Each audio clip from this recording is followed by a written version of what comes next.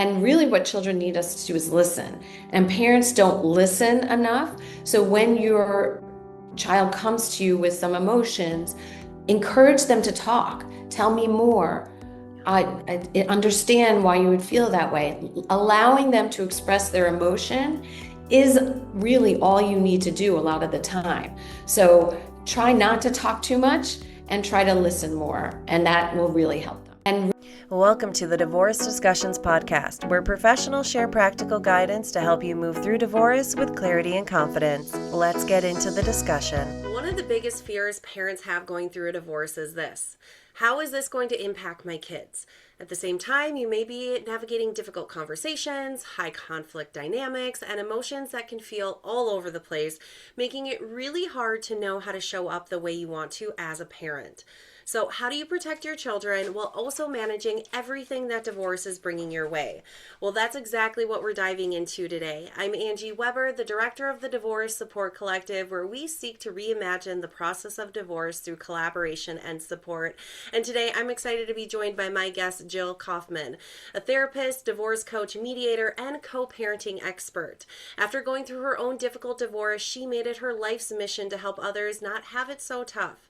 Her book, online courses, and transformational group coaching program help parents navigate the overwhelming process of divorce, both emotionally and strategically, with less stress, more confidence, and a greater sense of peace. Jill is also the co-founder of Divorce Network Pro, a directory of divorce professionals committed to low conflict, family focused approach. So, Jill, welcome to Divorce Discussions. thank you, Angie. That's a long bio. I'm sorry about that. That's okay. They need to know how amazing you are. And a lot of the time, the professionals that we have on this podcast and that we have speak for our groups and our meetings, a lot of them have the passion for what they do because of their life experiences. And we've talked about that on previous episodes as well, as how we can go through this really painful thing. It can actually really help us decide what our purpose is, what our passion is. So it was all very much important information. So, Well, I'm excited to get into some of the co parenting aspects of divorce. And I really just wanted to start out, Jill, with kind of just putting it out there that one of the biggest concerns parents have is this divorce will mess up my kids. Now, in your expertise, because a lot of people will think about that even in the contemplation stage and maybe hold off on getting a divorce because they think it's going to mess up their kids. But again, in your expertise, is that truth or is it a myth? so I had that same fear. I waited until my oldest was 18 before I went through with divorce, and that was one of the biggest mistakes I made. Mm, Um, the thing is, when children are in an intact family that is not a functional family, if it's a dysfunctional family, if there's fighting, if there's tension, if there are is not a healthy relationship, yeah, children are impacted by that. The research has shown that it is not good to stay in a marriage for the children because they see everything and you're their role model. So they are taking in everything while you're in your family, your intact family. So if you can divorce and have two separate, healthy, happy households, that's much, much better than one household that is not happy and healthy. And I felt the same way. I was worried. Thought I was protecting my kid, but that's not the best thing for children. They need their parents to be happy. They need to see a healthy relationship. And it's definitely not better to stay in an unhealthy situation. And I don't mean just abuse, it's also if people aren't happy. yeah. Yeah, because you're right. Kids are watching this, and it's not just them seeing it day to day. Internally, they're going to put that into the bucket of, oh, this is just how a relationship is. And that's what they're going to expect when, if it is unhealthy, we want to make sure even in a multi-home situation or a co-parenting situation, that they see a really healthy relationship from both sides of their parents. So I just wanted to get that out there because, again, I think a lot of parents, that is their biggest concern. Usually it's who gets the kids and who gets the house are the two the two main Right. questions that pop up first. So we're going to focus mostly on the kid thing today. So besides, maybe just making the decision to stay too long, what is one other mistake you see very well meaning, very intentionally, trying to do it the right way parents make during a divorce that could unintentionally impact their kids? So there's so many mistakes that people make, right? The first one is they hire an attorney right away and they just, let the attorney handle the divorce. And although feels like the right thing to do, it really isn't the best thing for you or your family. Attorneys are experts in the law, but the law is about 10% of your divorce. And so finances is another 10%, but the emotional piece is 80%. I mean, most of what you're going through is your emotions. And if you can get your emotions in check, that's the beginning of where you want to start. And that you can do that by having a therapist if necessary. A divorce coach will definitely help you with that. And the divorce coach will also help you know how to use your other professionals so that you do it in the most efficient and effective way. So that's the biggest mistake because attorneys will make you, and this happened with me, they make you feel scared. They Mm-hmm. make you feel that the only option is to, like my house, we put it on the market to sell it and we got three offers, but they were under the asking price.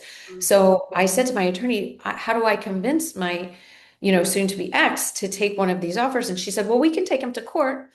And that was the answer. That's their answer is they can take people to court or they can threaten them. They can write a threatening letter. And that is the worst thing that you can do because you're going to have a future relationship with the parent of your child, right? You want to have a good foundation for that future relationship. And going to court or writing a threatening letter is not going to help the relationship. What you really need is to sit down with them either by yourself or with a mediator where you talk through all of your issues so that you can come up with agreements that work for both of you. And there's lots of different ways to do that. One is a co-parenting counselor, which I do. You can sit with a co-parenting counselor and talk through all the issues that are related to the children. You can have a financial neutral walk you through all the options for finances. So, just going to an attorney and attorneys have their lane. They're very good at the law, but that's a mistake that a lot of people make. Yeah, and I love how you described like the different parts of a divorce. It's partly legal, partly financial, but really that emotional piece is what takes a huge majority of it. And you're right, a lot of people, because what we see in movies or on TV, or maybe we've only heard horror stories from people who have gotten divorced of like, oh yeah, my lawyer, we were in court for years and we were battling it out. And really at the end of the day, what that does is leave everyone depleted financially, emotionally, sometimes physically because of the stress that it creates for their bodies. And that's not a good situation for children to see either. So I know at your group as well as our group that we really strive to bring education to people of like, hey, there are different opportunities here and there are different approaches like getting a mediator perhaps versus going the traditional lawyer route where you feel like you're constantly paying retainers and going back to court. And of course, we're not saying that there's no part of the divorce that, a lawyer shouldn't be a part of or that we don't appreciate the work that they do. But again, being able to provide different opportunities, especially for parents, so that they can make the best decisions based on their children. So, I really kind of want to check in with this emotional piece, though, that you were talking about. And I love how you said, try get the emotional part figure it out first. And you said, getting a divorce coach, getting a therapist, possibly, maybe working with a co parenting expert. But can you give some strategic examples of not just like, oh, I feel better because I got my feelings off my chest, but how that gets into the strategicness of getting a divorce and what we should have planned before? Absolutely. That's a great question. So you're so worried about your children, your finances, that a lot of times you can't think clearly, right? I remember I wasn't eating, I wasn't sleeping, I really wasn't functioning Yeah. in the beginning. And so you have to figure out a way to, number one, get some coping tools like exercise, meditation, all those kinds of things. But number two, really understand the process, understand your options. I remember like really needing to talk to other people who had been through it because I had no idea how the whole process works. It's kind of a mystery. When you start the process, you're like, well, what are we doing? I know I have to hire a lawyer, but what does the lawyer do? The lawyer's asking me for financial information. Okay, so I'll give them the financial information. But you don't really understand like the strategy behind it. So the strategy is for you to figure out what is important to you. What are the most important things that you want at the end of the day in your agreement, your post-divorce life? So you really have to start thinking about, what is my life going to look like post-divorce? And a lot of people are in the grieving process and they are so stuck in denial, bargaining, sadness, anger. Anger is a huge one. We are all stuck in anger for so long during divorce, right? Um, but you're not at acceptance. So to be able to look at your future post-divorce feels impossible right now, for a lot of people when they're going through it. And so to get to a place, and what's stopping you from doing that? Anger could be stopping you. Like, this isn't fair. How could they get 50-50 custody when I did everything for the kids, for 18 years? Like there's so much about, why should I pay that person alimony when they never supported me? Like there's so much that is not fair, and you're stuck in that feeling of, this isn't fair. I'm not giving up. I'm not doing anything. So understanding that you being stuck is going to cost you and your children your future, really, because you're going to do things, you're going to make mistakes, you're going to say things, you're going to do things to hurt your children while you're going through this. And so making that shift, and a lot of people, one reason I do groups is because when you hear that other people are going through similar things, that really helps you get perspective and it helps you heal faster. So getting that perspective and starting focusing on what you want post-divorce is part of the strategy. And then what I realized when I went through it, and that's why I started doing this, is your spouse better than any attorney, than anyone else. So you know what's important to them. So when you really can quiet yourself and think through what's important to them, you can figure out a way to give them what they want so that you can get what you want. And that's the strategy.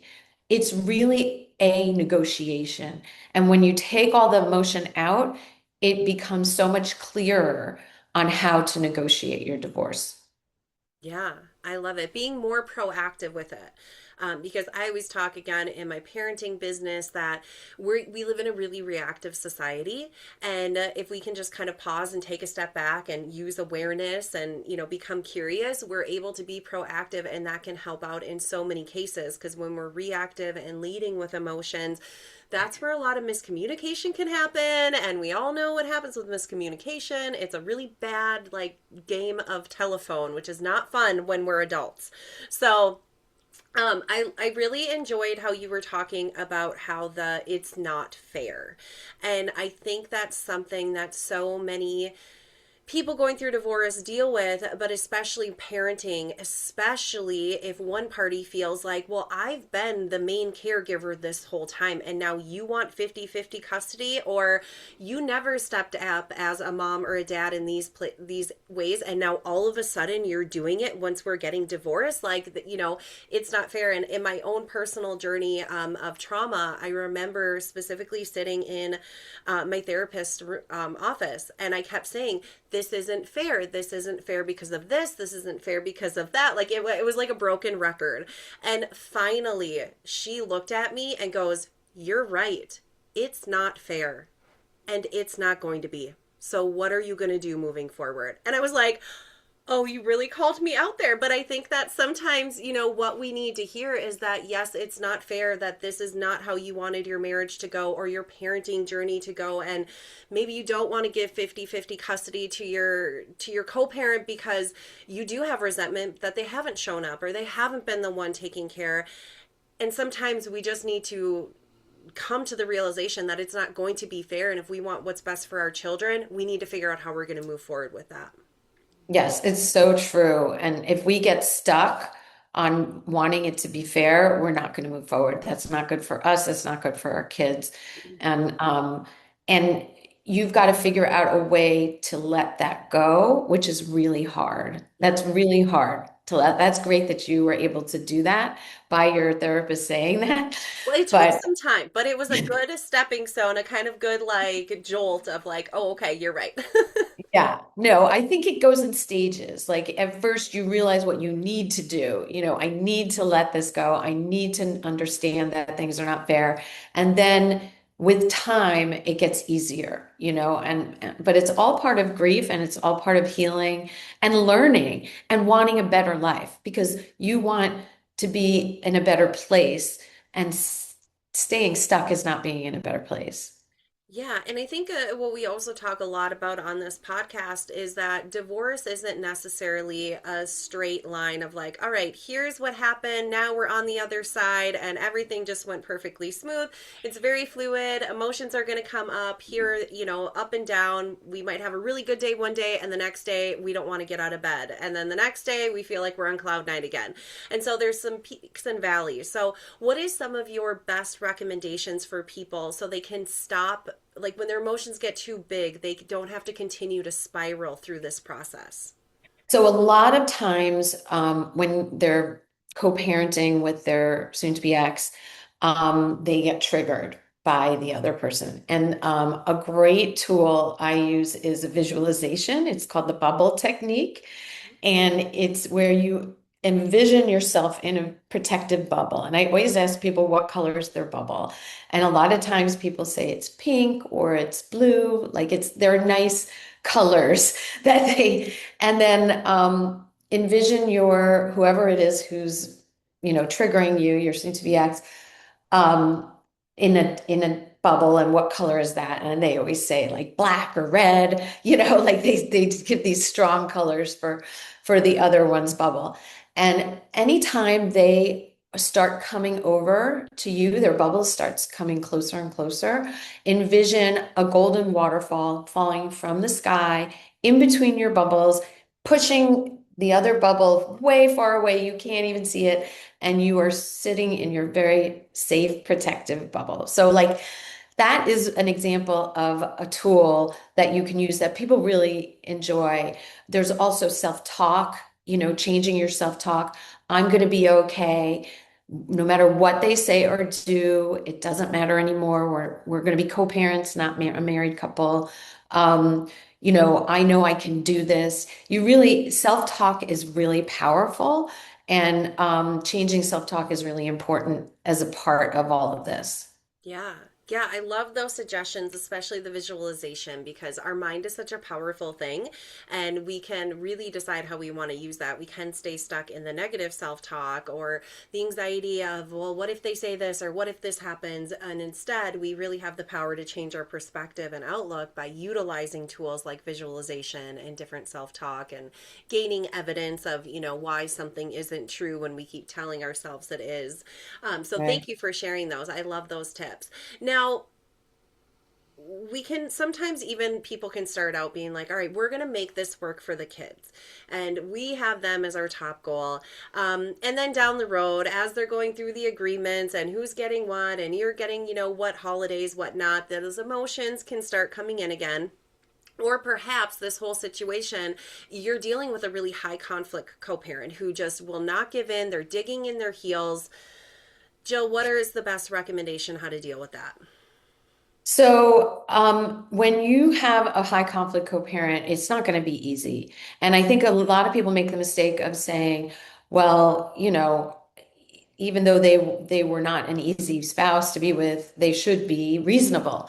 They're Yeah. not going to change, so you really have to change your expectations. You have to understand that they're not going to be all of a sudden this amicable, easygoing person if they never were before.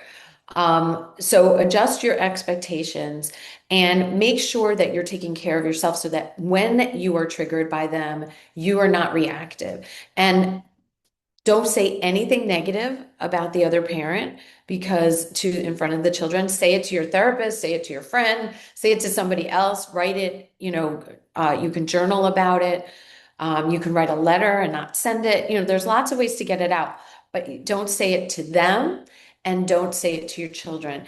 And I get so proud of my clients when they are, I didn't react. He was being or she was being very irrational and unreasonable, and I just let them go about it. And, and that's a huge thing. If you can do that, pat yourself on the back because you've gotten to a better point. That doesn't mean it doesn't bother you or it doesn't get you emotional.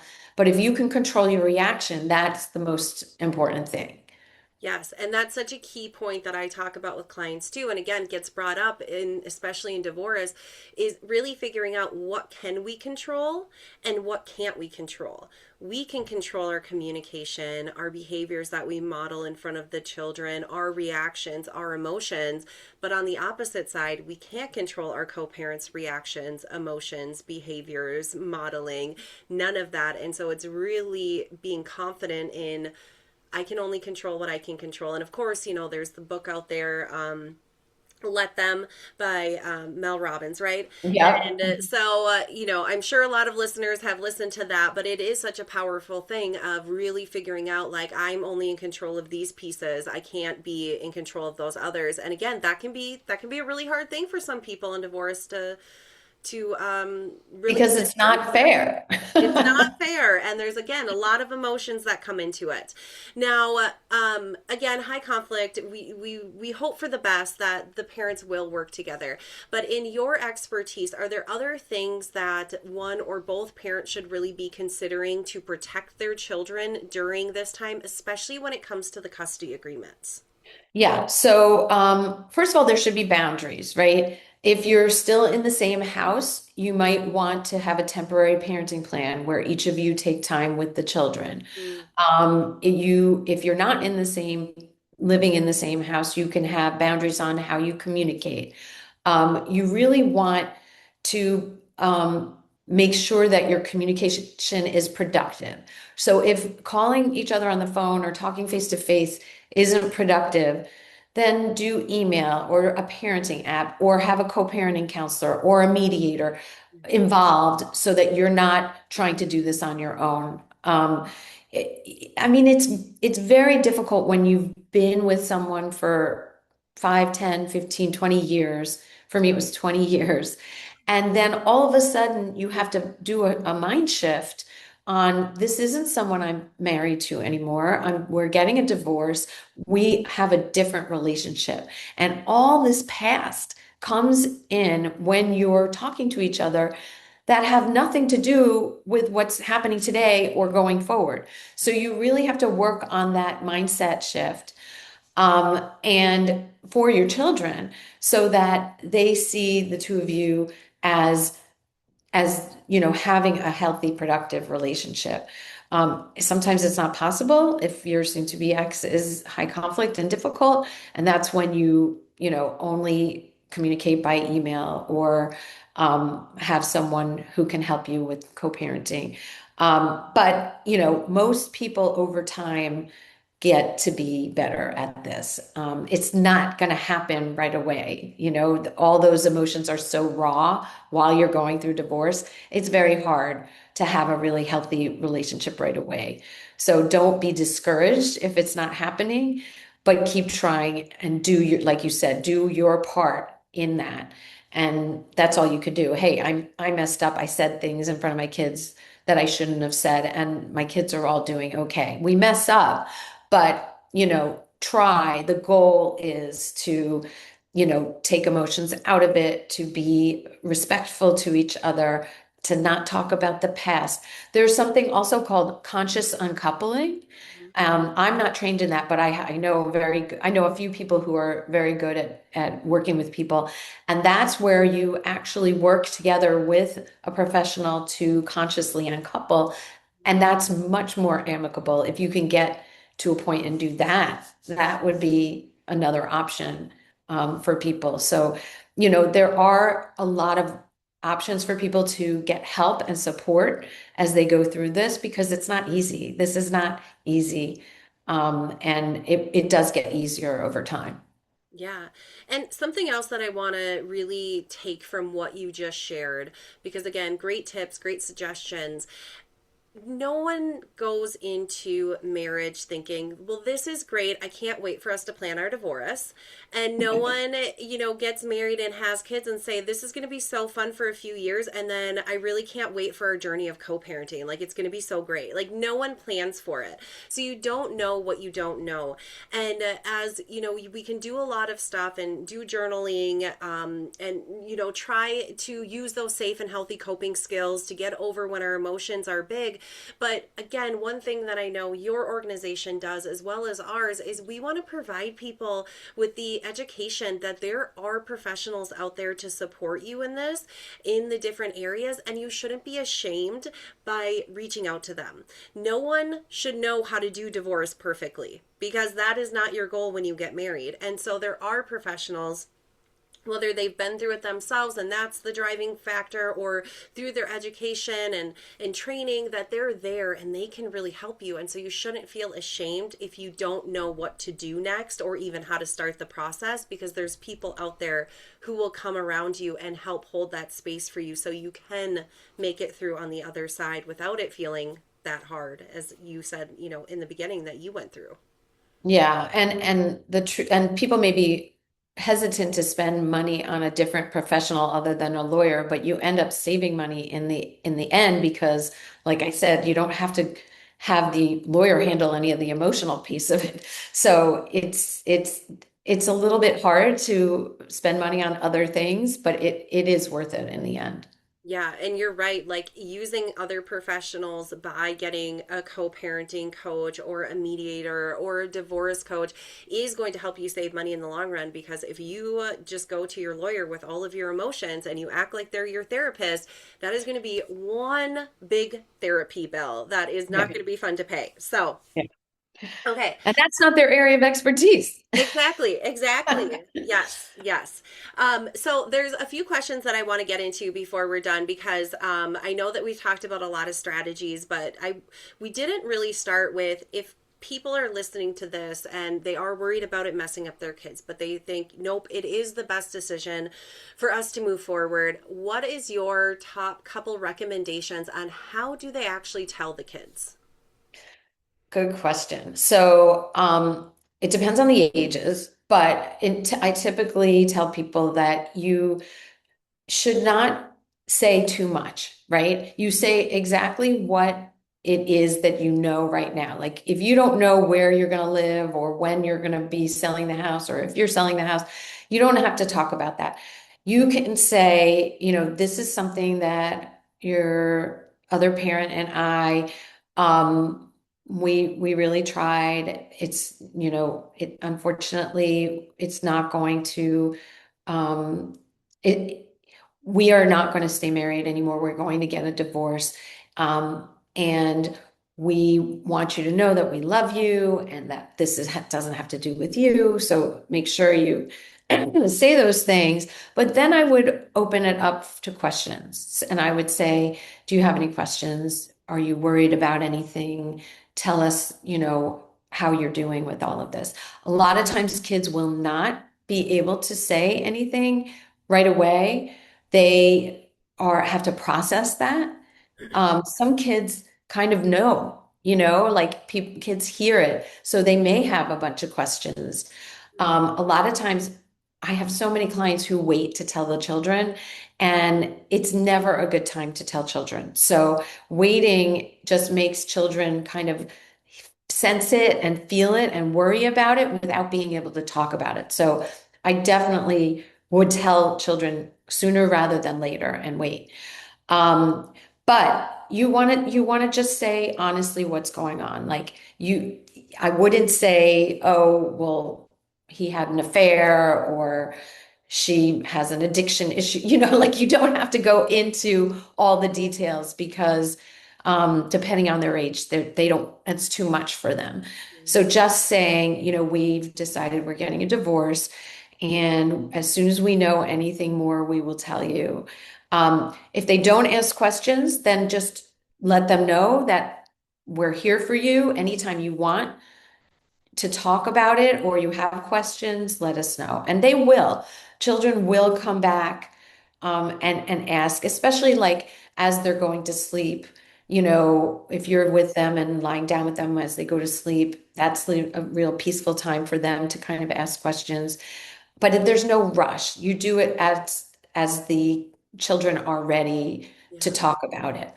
And do check-ins. I would check in and say, how are you feeling? Do you want to talk about anything? Are you worried about anything because of the divorce? But I would more check in than force a conversation when you initially tell them, because the initial conversation is horrible. It's one of the worst things you can experience. And children don't want to be there either for extended periods of time. Yeah. I had one of my children say, I know I can get you guys back together, had like a dry eraser board and let's write down all of your problems. Oh my goodness.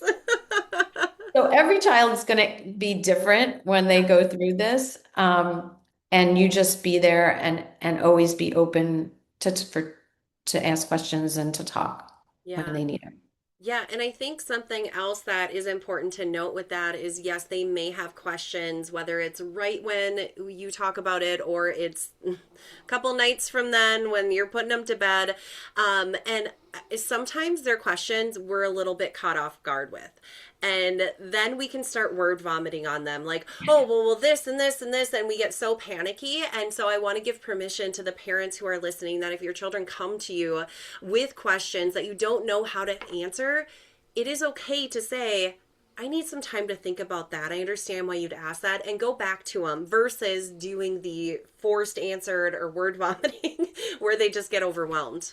So you bring up a great point. A lot of times we feel like we have to make them feel better so that when they come to us with being upset or a problem, we have to make it all better. And really what children need us to do is listen. And parents don't listen enough. So when your child comes to you with some emotions, encourage them to talk. Tell me more. I understand why you would feel that way. Allowing them to express their emotion is really all you need to do a lot of the time. So try not to talk too much and try to listen more, and that will really help them.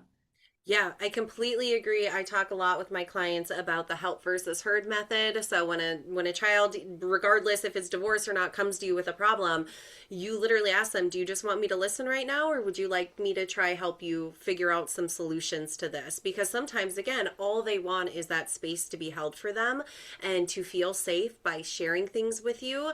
And I think that's what we want for as adults, right? Especially when we're going through emotional times. When we call, our friend on the phone and we want to vent, we don't want their, 10-step procedure to get over this. We're like, just listen to me. I just want to talk this out right now. So again, I think we just need to remind ourselves of that as parents as well.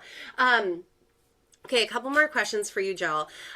So when it comes to children, obviously there's at different ages this divorce may be happening, and the initial agreement on the custody and the parenting plan might fit really great with them, but we know that we're probably going to have to go back and revisit it a time or two throughout their childhood because things change. So, what is your suggestion on how often we should be going back to that parenting plan? Do we need a professional, or can we do that kind of on our own if we have an amicable enough relationship?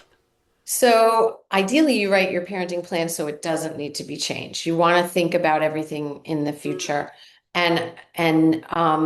But if things do change and you can agree on your own, that's great. yeah. I mean, that's the ideal. Write it up, saying that we've agreed that this is how it's going to change. Make sure you're clear on everything, and both of you sign it. But if you say in the parenting plan that, we should revisit this when our children are in high school or whenever it is, um, you're setting yourself up for another conflict. Mm, And the best way to do it is to do it all when you're negotiating your parenting plan. sure. You may not know what you'll need in 5 or 10 years from now.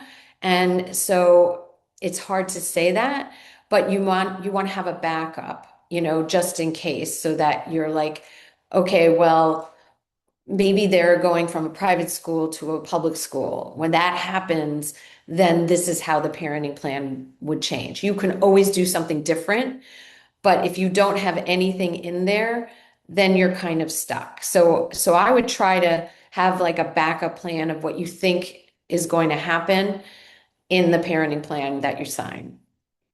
Okay, great advice. Now, the last one that I want to ask you is really that can bring up again a lot of emotions, maybe for both sides, and something that parents can really be concerned about when it comes to their children is, let's say the divorce is either finalized or it's going to be finalized soon, they've been separated for a while, and a new person comes into the parent's life. How do we introduce? How long until we introduce? And any emotional strategies to help the one co-parent not spiral because the other parent now has a new partner. Yeah, I mean, if you can get it in the agreement that they don't introduce the kids for at least 9 months or a year, that would be great. Yeah. There's no reason to introduce kids to a new partner in the beginning because who knows how long it's going to last, and kids just don't need to be exposed to that. So, yeah, I would say like at least 9 months to a year of dating before you introduce a new partner. The problem is, how do you enforce that? Like let's say it's in there, you both signed it, and they're introducing your children before. What are you going to do? Bring them to court? Um, it's already done. They've already introduced them, right? So there's part of this is that you don't have a lot of control over that. What I always tell parents is that if you're a stable parent and you've got your kids at least 50% of the time, that's really important. And that will be really significant with your children. No matter what happens at the other house, they're still going to have 50% of the time with a stable parent. So feel good about that. And yes, you can't help worrying about what's going on with the other parent. You have no control over it. And it's really hard that you don't have control, but you have to at some point accept it. That's where another way time co-parenting counseling can help if you can get the person into co-parenting counseling.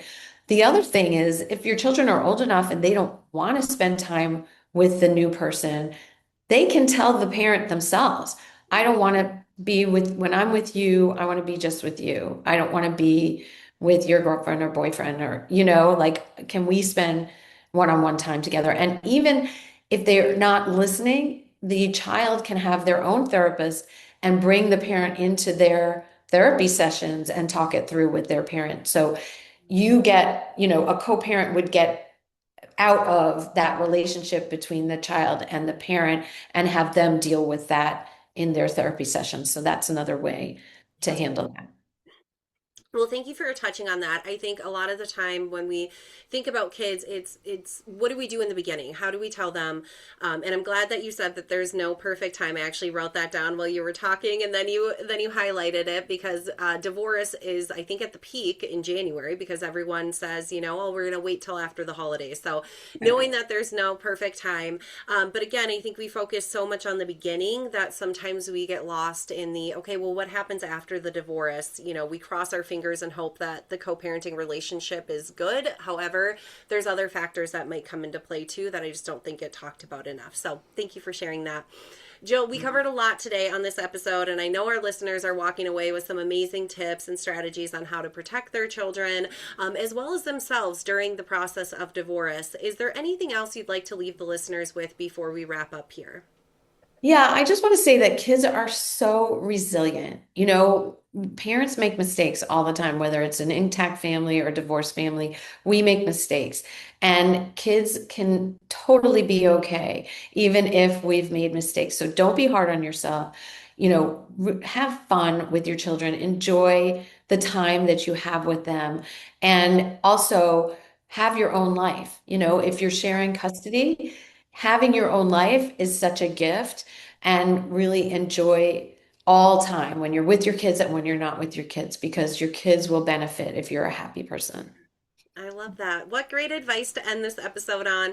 Jill, thank you again so much for being on and sharing all of this wisdom. Of course, listeners, you can get in contact with Jill by going to the show notes, taking a look at all the different ways to get connected with her, see all the things that she's up to, and of course, see if she can be service and support for you during your divorce. So thank you for tuning into this episode, and we will see you on the next discussion. Thank you for listening to the Divorce Discussions podcast. If this was helpful, subscribe and hit the bell so you don't miss the next conversation. Visit thedivorcesupportcollective.com to explore resources and connect with our professionals. Until the next discussion, remember, you don't have to navigate this alone.